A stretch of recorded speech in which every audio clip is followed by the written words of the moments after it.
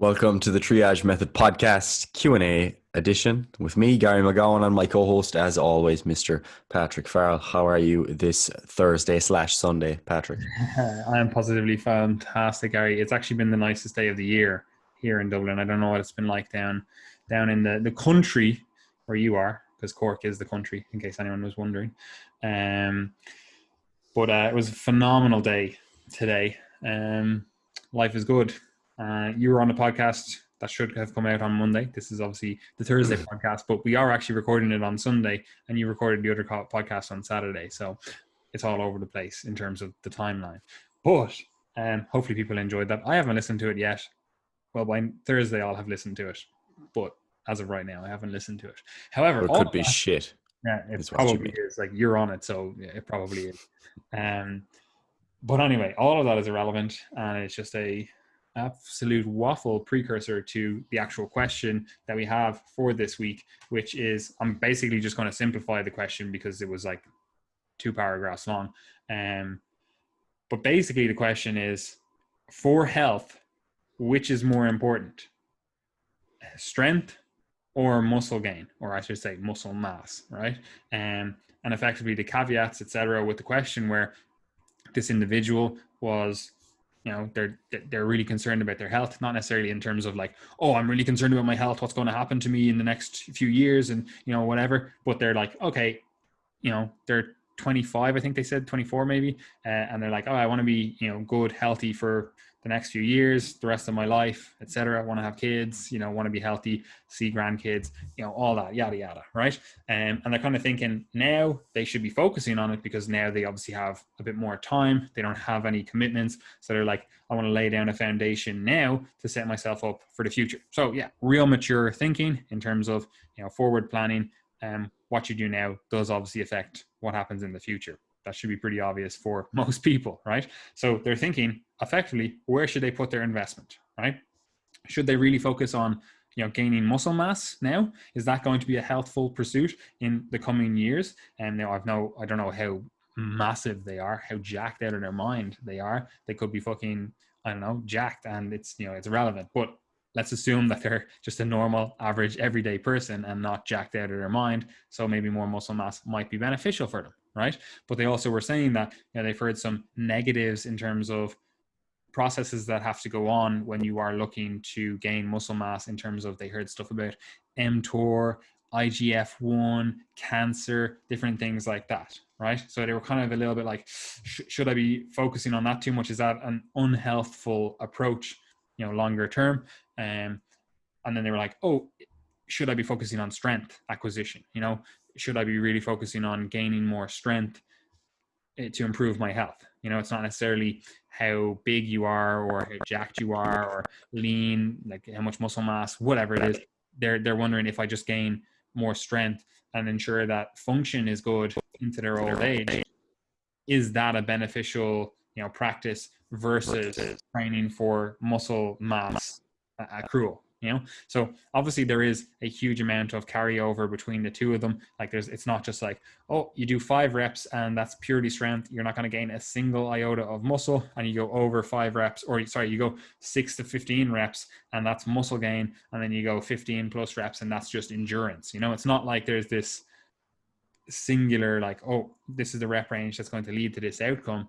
But obviously they want to bias their training in a certain way, potentially, to get health outcomes, right? So what are your thoughts, Gary? Like, should we even be like, there's a clear delineation here in terms of the healthfulness of either approach, and obviously this is a vague question because we're not going into detail on the exact approach. Like, they said strength gain, and I'm kind of just reading that in terms of what most people say strength gain. They're talking like lower reps, higher intensities in terms of percentage of 1RM, and heavier weights, rather than talking about strength gain in like a 6 to 8 rep range, which obviously is still strength gain, but they could have just meant really focusing on progressive overload versus accumulating more volume. So there's obviously a bit of ambiguity in the question. However, we can still effectively answer the question.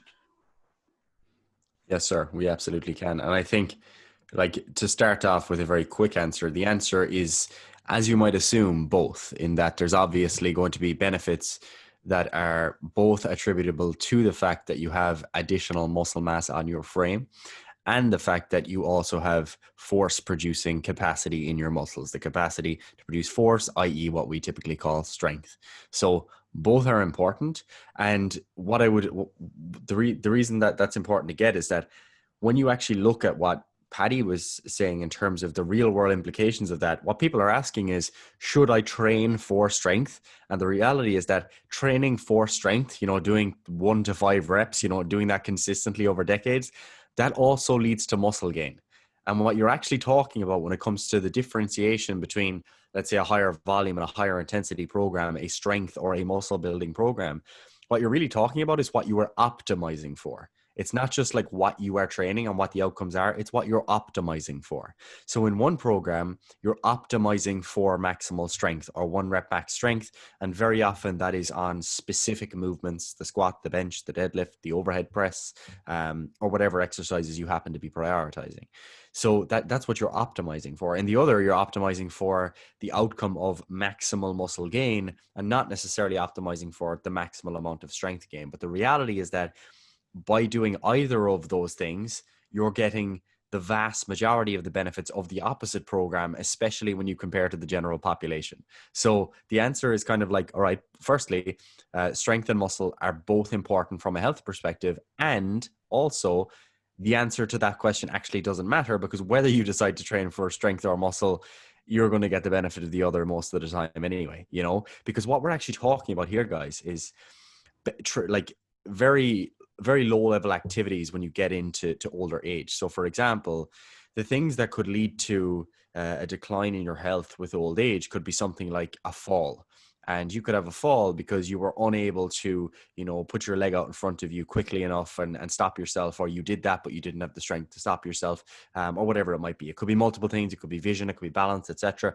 Or it could be that when you have that fall, you didn't have the physiological reserve. You had no muscle mass. You had very little muscle mass in your frame, very little strength as it was. And as a result, you didn't have much and you were losing that little bit that you had. So as a result, that compromises your function going forward. Similarly, you might be able to get out of bed or get out of the chair because you don't have enough muscle mass or enough strength, and as a result you're constantly immobile, and that immobilization feeds into the further cycle of a loss of muscle mass, a loss of strength, functional decline, potentially increased risk of infection if you're in hospital, that sort of thing. Okay, so when we look at elderly individuals, we do see higher rates of mortality among those who have lower levels of muscle mass and lower levels of strength. So we know that both are important, and there's kind of separate reasons why they might be important, but they're also very much interrelated. So if you think about the health benefits of just having extra muscle itself, you could be thinking about, okay, yeah, obviously extra muscle generally leads to increased force production capacity. So there's a strength element to that in and of itself. But there's also the fact that, okay, if you have more muscle on your frame, if you have 10 kilos of muscle on your leg and you get immobilized in hospital with an infection in your 70s and you lose 20%, you still have 8 kilos. Whereas if someone had 5 kilos of muscle, they lose 20%, they only have 4 kilos of muscle. So you have less to play with. You have less remaining there. But also simpler things like muscle is effectively like a pool, a storage center for blood glucose, for example. So you might be looking at someone who maybe has blood glucose dysregulation, maybe they're on the pre-diabetic spectrum, and having additional muscle and training that muscle allows them to put that extra blood glucose somewhere, provided the insulin signaling is appropriate. But basically that pool of muscle that you have actually acts as a storage place for that blood glucose, and thus it helps with your basic metabolic health as well. And there's many other things like muscle. When you actually look into muscle, you come across lots of different signals that it actually sends out. It's not just about contraction. You've got things that are referred to as myokines. You often hear of the suffix kines, like the root of that word, with some sort of prefix, whether it be adipokines, myokines, etc. And that basically just means that there's some sort of signaling molecule that's being released from that tissue, and muscle also releases its own molecules that then relate to other organs. So when you get into the nitty gritty of this stuff, you begin to realize that all organ systems are interlinked in some way, and the act of having, muscle in and of itself has health benefits for sure. And then obviously the strength aspect, the pure ability to produce force with that muscle, that's probably pretty apparent why that would be important. Like, as I said, being able to get out of the chair, being able to have the additional strength capacity to do your activities of daily living. So being able to go and do the shopping yourself, carry the shopping, all that sort of stuff is actually really important. Because if you think about something as simple as an elderly lady who was always able to go to the shops. She always did it herself. I know my own grandmother, I have an image in my head from when I was a kid that she'd carry along this little basket behind her, this little trolley. That was her thing when she'd go down to the shops. And, she'd get her shopping, she'd come back up, etc. She's independent. She's able to do these things for herself. But as you age and as you begin to lose that function, that becomes more difficult. And if you're living on your own, for example, or your partner dies younger than you do, then what can end up happening is you decide to not go shopping as regularly, for example. And if you don't have people supporting you, that can often lead to something that's called the old lady diet, which is basically just tea and toast. That's all you eat. And often you see presentations like anemia and those types of people because, their diet isn't complete. There might be absorption issues with food combinations, etc. So that's one of the questions that you'll often hear asked in hospitals in elderly patients is, do you have someone to cook a hot meal for you? Because that's something that actually becomes quite challenging. So something as simple as being able to carry the shopping bags could be the difference between you being able to cook a fresh meal, have sufficient nutrient status, etc. So you can see how there's like a feed forward cycle here. So when you're thinking of health, you have to think about like not just, okay, the aesthetics of the muscle, or not even just the blood glucose regulation stuff, the nitty gritty mechanistic stuff. You also have to think about what role do the adaptations to exercise play in permitting function, and what does that function allow the person to do in their everyday life? Because that's often the areas, or they're the areas where you often see detriments to health pop up. And it could even just be that it's psychological health, for example. Again, that elderly lady, if she's not able to go down to the shops, she's not able to meet the people that she was previously able to meet. So that exercise component, it can seem real small and isolated in our world where we focus on muscle gain, strength gain, etc. But when you broaden it out, it becomes a lot more important in an individual's life and their interaction with their community, etc., etc. So yeah, it's both. Yeah, and just to go on with this as well, like you can get, when you think of health, people generally start thinking of the end of their life, right? In terms of they're like, oh, I want to, Yeah. I'm in good health in terms of like, and you even said it there, you're like, oh, elderly, like Yeah, that was the exactly. immediate thought, I should say. But that's not the extent. Obviously, there's a whole life in the interim of that, right? Between now and when you're an elderly citizen, right? Like having more strength is a benefit, or having more muscle is an easier one. Having more muscle is a benefit if you happen to get cancer. Yep. You think like Gary was talking about, reductions in muscle mass as you age and whatever else, on strength and stuff like that. Like that can happen to you. You could get cancer. You could be on chemotherapeutics, and now they're a lot better these days. But you could still be getting like cachexia, muscle loss, and having that muscle reserve could be the difference. Now I'm not saying like, oh, gain a load of muscle and you're going to cure your cancer or you're going to beat your cancer. Like that's obviously a foolhardy statement. However, having a muscle reserve and a strength reserve is only going to work in your benefit in that case. And obviously we didn't touch on it here because we're talking more so about muscle gain and strength, but being fitter is obviously of a benefit for a huge number of, we'll say just cardiovascular events, diseases. So it can be very, you want to think of just the end of the life. You want to just think, oh, how is this going to benefit me now or how is this going to benefit me in the future in terms of, when I'm old? But older is just a concept. Older is like that. How's it going to benefit you next week, the week after, the month, the year? Like there's still that whole lifespan in between. So you don't want to just be thinking, okay, I want to be, 60, 70 and still have good function. Like you want to be 30, 40, 50 and still have good function, So that can present itself as, being able to, I don't know, play football with your kids, being able to go for a hike up the mountains, stuff like that. Or, God forbid you get in a car crash or whatever else, like having that muscle mass as a reserve there. So again, you have that reserve, but also having the strength, to be able to, I don't know, pull yourself out of the burning car or something, like stuff like that. Like you don't know how your life is going to play out. So you kind of have to be prepared for every eventuality. So I don't see why you would make it an either or question. Now, I understand why, because I've had these thought processes myself in terms of like, oh, which one would be more beneficial? Like you hear sayings like, oh, strength is never a weakness and whatever else. And as I'll say to anyone who says that, I have Viking's disease and that is literally a weakness by being too strong. But anyway, that's beside the point. The whole process, like there's the adaptations you can get from resistance training, from cardiovascular training, from healthful practices, they all pay off in some way, right? Now, what you need to focus on as an individual, the easiest way to do that is first of all just get a generic approach to it in terms of get stronger, build more muscle, get fitter. Obviously the question didn't touch on it, but that's probably a good idea. And then if you want to get more specific with it, look at the diseases in your family. What do people die of in your family? Is there some, I don't know, heart disease in your family? Okay, let's tailor our approach a little bit more so that we're doing all the things that need to be done that we've talked about before. So that you're trying to preempt anything going wrong in that presentation of heart disease. Like it's like, oh, are you doing your aerobic exercise? Are you watching your salt, your saturated fat, whatever it is, right?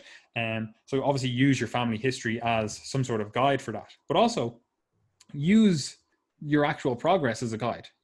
Like if you're squatting 300 kilos, like, is more strength going to be of a benefit for you?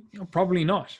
But if you're like, oh, I'm squatting 300 kilos, but I'm very thin, they're usually not, they don't go hand in hand usually, but there is the possibility that they go hand in hand in terms of you could be lacking in muscle mass, so you might be like, right, so I actually do need to focus on building muscle, right?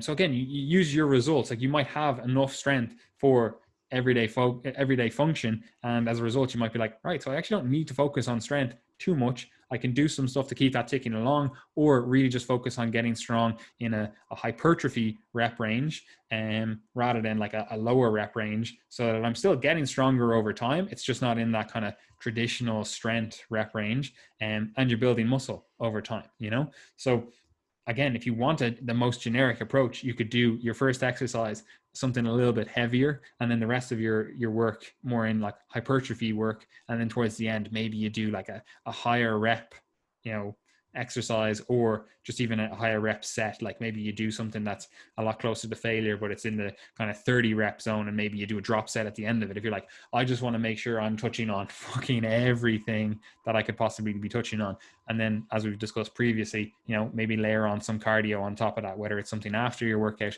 or getting your steps, or doing some aerobic work on other days. Effectively cover all your bases, and then use your family history as a guiding force in terms of, okay, so they all die of this, or they all get this, or whatever it is. They all seem to have issues with their I don't know, rotator cuffs. I'm like, okay, so maybe I should do something to strengthen that. It seems to be a weakness in my family. Maybe there's some sort of insertion difference, or muscle belly, whatever the fuck. It could be anything. You don't know. So use your family history, and then obviously use your results to guide the process, and then you can layer on obviously your preferences. Like if you're like, yeah, I just want to have 20-inch arms, go for it. Yeah, like I think in general it's kind of hard to argue that you should ever be trying to optimize for just one fitness characteristic when it comes to health. Like I think when it comes to health, you should be trying to lay a generalist base, and I mean that even from the perspective of the knowledge that we have of how exercise relates to health. Like a lot of it is still epidemiological in terms of saying, okay, when we look at people who live the longest, what do they do? Is it people who are more fit from a cardiovascular perspective, or is it people who are, have more muscle, have more strength, etc.? And I think it's very difficult to say that you need to optimize for any one of those things, at least at this point in time. And we definitely don't have evidence to try and individualize that for every single person at this point in time. Maybe some point in the future, but for now, I think that it's pretty sound to try and lay a generalist base, recognize where your strengths and weaknesses actually are, and then adjust accordingly. So if you're someone who has family history of cardiovascular disease, and that all your family have classically been unfit, and you kind of self-selected for strength training because you didn't like running, you didn't like sweating, you didn't like that kind of thing, and you've only ever done low reps, and that you get real tired going up the stairs or whatever. Like, I think that there's enough signal there to say, okay, maybe spending more time on cardiovascular work is probably a good idea for you. And similarly, if you're someone who, like you said, is squatting 300 kilos and you're 100 kilos shredded already, it's like, okay, you probably don't need to optimize for muscle mass and strength. You can if you wish to do so, but in terms of the health question, you probably don't need to pursue those avenues any further. It's unlikely there's going to be benefits there. But with that said, this came up in the Monday podcast as well, and that is that you're allowed to optimize for something and accept a trade-off in health. Like, that's fine, as long as you accept that and know it in advance. All athletes that play high level in sports, compete at a high level, they accept that there's a potential for a trade-off in health. High level performance is not always interlinked with health. Generally, it's the opposite. Really, it is. Yeah, exactly. Like, even if you do something like me and you, like we do jujitsu, like just pure, like casuals, like, not competing high level or anything like that. Yourself. But, and speak for yourself. Oh, fucking 4-stripe white belt. But when you're like, even we're doing that, we prioritize our health. But there's always a risk when you go into a class like that. Like, you could be thrown on your neck and quadriplegic in 5 minutes. Like, there's always that risk, and there's that risk with every sport that you do. So do recognize that there are trade-offs, and you are allowed to accept some of them. I think that if you're not ever willing to accept any trade-off in health, you're probably not going to enjoy whatever it is that you're doing very much. Like, even if you think about muscle building, if you're trying to gain a lot of muscle over the lifetime, which we know to have health benefits, there might also be health trade-offs in the process, because you have to spend your lifetime chronically overfeeding. And that's generally not associated with health. And there might be some bad aspects to that. You could have the most fantastic physique. You've built so much muscle, but your cardiovascular risk factors could actually be quite poor. You could be at cardiovascular risk, or you could actually give yourself disease in terms of, like, I was just right, because I'm writing all the sleep articles for our thing. Like, you could be so jacked out of your mind that your traps are huge, and you give yourself sleep apnea.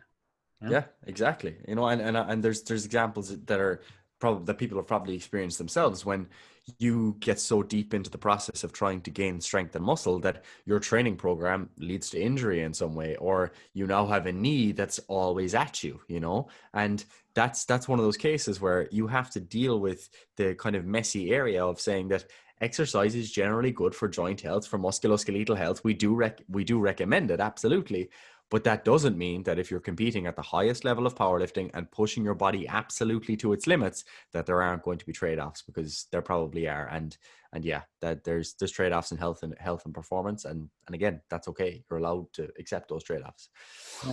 And also, obviously, like, accidents and injuries can happen. So, like, anywhere. You could literally, that's what I was going to say. I was like, you could be walking down the street and, I don't know, break your femur. Like, yeah, it like happens. Like, proper femur break, which you wouldn't expect, obviously. But those things happen. You could get hit by a bus. I've actually been hit twice by cars, and cycling. So again, it happens. But yeah, so to wrap up and answer that question, do both. As I said, you could easily design a program with the goals in mind of getting stronger and getting bigger, or building more muscle and getting stronger over time. Do a little bit of lower rep work at the start, do some more hypertrophy work stuff throughout the workout. Maybe then again, finish up with some fucking higher rep stuff or some cardiovascular stuff. Boom, you've ticked all the boxes. Tailor that to your needs, right? Obviously then take into account all of the other factors that we talk about so much. You know, your nutrition obviously has to be good, like, because you can do everything in the gym, be like, yeah, my gym training program is the best for health, and then you're out there eating, I don't know, Doritos, which are delicious, and you know, eating ribs, which are also delicious, every day of the week, you know, which might not be most beneficial for your body composition and your health in general, right? So again, you still do have to take into account all the other factors, just because, and you see this all the time. People will say, oh, well, this person was so healthy, they used to go for runs all the time. I'm like, yeah, they also used to go to the pub fucking 3 times per week, and they had a shit diet, and they were managing their weight by virtue of going on these runs, you know? So just because you engage in some healthful behaviors, it doesn't negate the fact that you engage in so other unhealthful behaviors. But like Gary said, that might be a trade-off that you're willing to accept, you know? You might be like, right, I actually don't want to build more muscle, even though we're saying that that's a healthful behavior. You might be like, I actually like the way I look in skinny jeans or whatever it is, I don't know, and you're like, my social circle, we all wear skinny jeans, so I don't want to have these big jacked quads, you know. And that might be the approach that you take. Then you're like, that's the trade-off. I'm okay with that, you know. I would argue that's a bad trade-off, but you know, I'm not here to live your life for you, you know. So again, just be aware of the trade-offs, and you're all good. Do everything then, basically, is what we're saying. Yeah, and to kind of be clear as well, like, the purpose of this podcast was not to go through all the nuances of sarcopenia and age-related muscle loss, etc., but rather just answer this from the perspective of the person that asked it, you know, like, because this is quite a practical question. Like, should I do 5x3 or should I do 3x10? Like, what's better for health, you know? And ultimately it's kind of both, you know, and you're getting the benefits of both from doing either, really. But my point there being that we do have at least one, if not two, podcasts planned on this topic, one with an actual doctor who we hope to get on, who works with patients with sarcopenia, and as a result has practical experience of what it looks like on the ground in the hospital when people actually have lost their muscle, and what the physiology relates to, or what the physiology related to sarcopenia is, what you can do about it, etc. So that'll be interesting. And also there's a researcher who researches that topic as well, who I also plan to get on. So we will go into a lot more depth on this topic in the future. But for now, that is the practical summary. And if you are interested in upskilling as a coach, you know, you want to get on the path to helping people gain more muscle, more strength, or just find where that sweet spot is for them in terms of what trade-offs they're willing to accept, etc., you can upskill in the Coach's Corner, which is our membership site. So you can subscribe to that below, and you'll get access to all of our lectures, our exercise analysis, our nutrition theory, and our support group, and all that good stuff. We do also have coaching spaces available. So if you'd like to work with us, that is something we obviously help people with, is finding, you know, what trade-offs they're willing to accept and finding that sweet spot of what is going to allow them to move towards their goals while still trying to prioritize health as much as we can convince the person to do, and as much as they wish to take on board as well. So yeah, you can work with us if you'd like to. And if you just like to kind of get closer to the Triage Method community, we do have a Facebook group, so you can join that. It's called the Triage Method Community. We also have a newsletter, which you can subscribe to below. And if you just want to follow on as a filthy casual, you can do so on our social media at Instagram, on Instagram at Triage Method, Triage Method on Facebook, Triage Method on YouTube. And that's it, really. That's where you'll get us. Other than that, it's too easy, guys. Literally is too easy. And if you're watching on YouTube, yeah, it's gotten progressively darker. Just how dark it has gotten, which is actually reckless. Because this is only 20 past 8. So 20 past 8 and it's near pitch black. I'm not going to enjoy the fact that we're moving into winter now and have basically had no summer. Even though today was obviously a fabulous day, no one got a summer because we weren't allowed to leave the house. So quite disappointed in that, Gary. I presume you are too, because you love a summer, don't you? You love going on about 20 holidays. Summer, yeah. Anyway, peace out, guys. Enjoy.